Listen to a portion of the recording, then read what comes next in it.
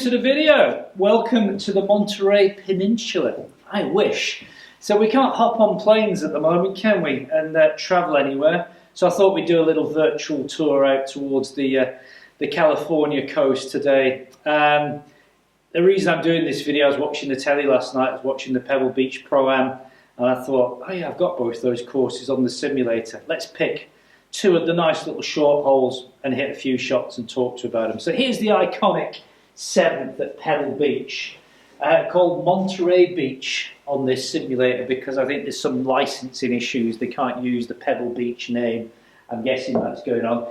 It's not a bad simulation of this hole. I mean, there are some incredible simulators on the market these days which work in 4K and amazing graphics, which are a lot better than this, but it's pretty good. It's a good representation. So I'm sure a lot of you watching this video are very familiar with this hole. It's one of the most iconic short holes in the world, isn't it? It's got the Pacific Ocean in the background, small greens. I heard a great stat last night on the commentary, and I find this hard to believe, but it must be true. The greens on Pebble Beach on the front 9 are tiny, apparently, and the stat was, I think it was Nick Faldo who said it, that you could get all 9 greens on the front 9 of Pebble Beach into the 18th green at St Andrews. I find that amazing. They must be absolutely tiny if that stat's true, and I've no reason to think it's not. I doubt you wouldn't say if it wasn't. So here we are. I've got 114 yards to the flag. It's 10 yards below me, so the green's 30 feet below the level of the tee. So the yardage is going to play a little bit shorter than that, isn't it, because it's downhill. I've got no wind on, difficult enough as it is. I've set the greens to soft. We've got multiple bunkers, which I'm hoping not to get involved with. Obviously the shot here is not to go long, or else you're going to be fishing in the Pacific. The way I'm going to play this shot, I've got Pro V1 balls down on the deck. I could get there with a gap wedge, but if I hit my gap wedge, I'm going to have to hit it pretty hard, and the greens are quite receptive as they were yesterday, and you're almost going to get too much spin. It looks impressive, doesn't it, when the ball bounces and then spins back, but it's a pain in the neck for a lot of these golfers because they can't control that. They spin it off the front of the green. So I've dropped down to my S56 pitching wedge. Loft of this, I think, is 47 degrees.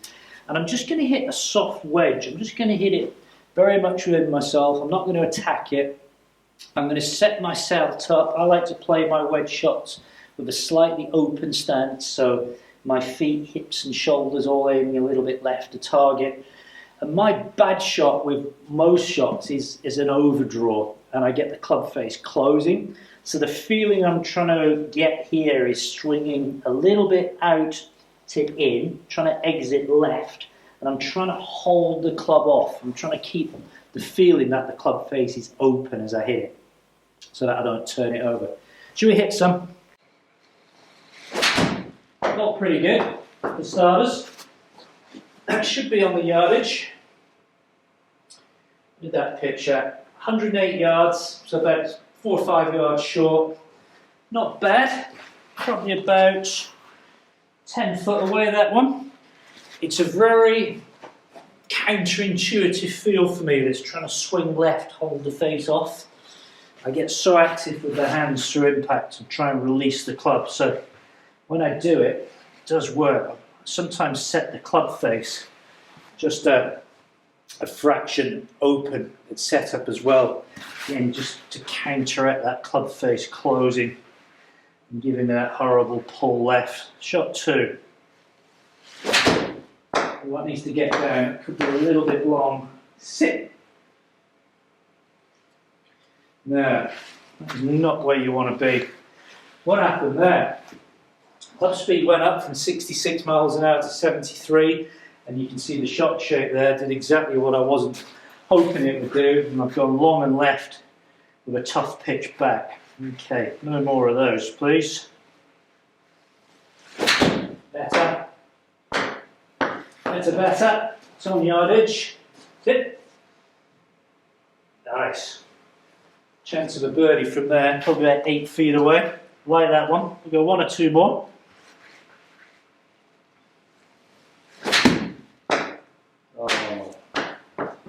it down. Sit, spin. Okay, again, really fighting this release. Got to try and exaggerate that feeling. Strike was good. Shut the club face down.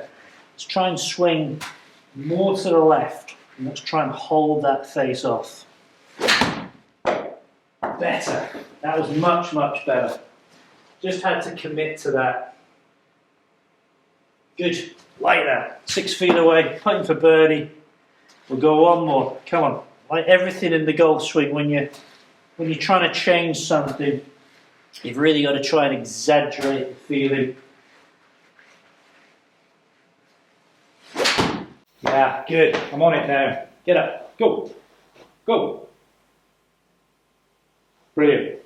Great fun. I could stand there all day hitting balls on this simulator. Sometimes I do. So that's my first hole. Should we jump over the road? We're going to go to Spyglass Hill and do the second little par 3. Stay tuned. Here we are at Spyglass Hill. Monterey glass it's called on the sim. Now you'll have to forgive me, I've used this hole before in a video not that long ago, but I just love this hole. I think it's one of the many signature holes around Spyglass Hill. Again, anyone ever played it? Post comments down below, we'll all be jealous if you have. It's the 15th, par 3, it's playing 126 yards. Again, slightly elevated tee. I don't know if I can do a flyby on this. Slightly elevated tee.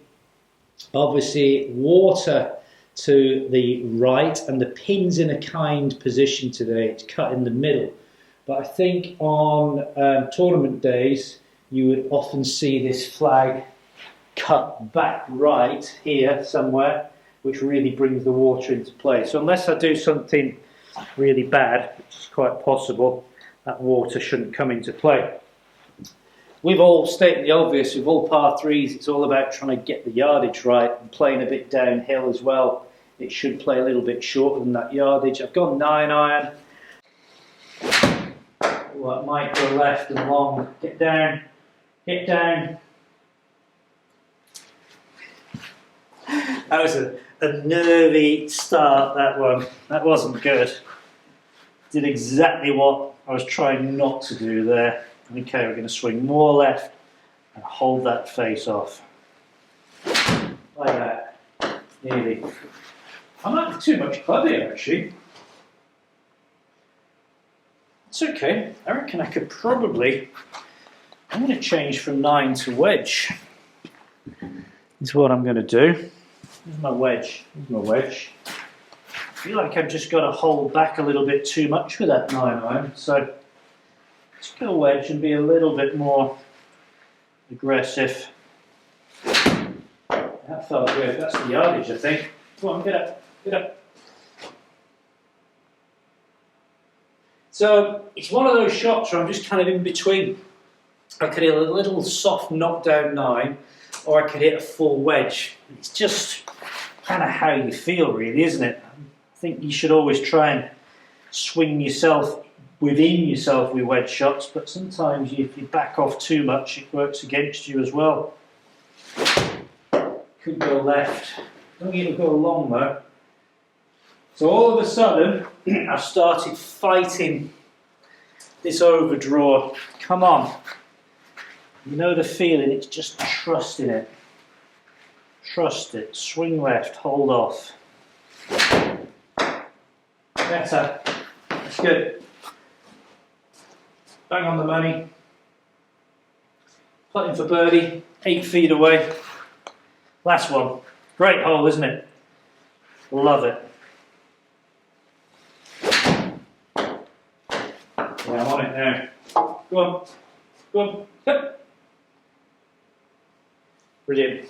So that was a choice of a knockdown 9-iron or more of a flat out wedge. I've got a lot more work to do on this swing, haven't I? Just trying to create that feeling, exiting left, holding the club off, as opposed to getting trapped inside and then having to release it and fight that overdraw.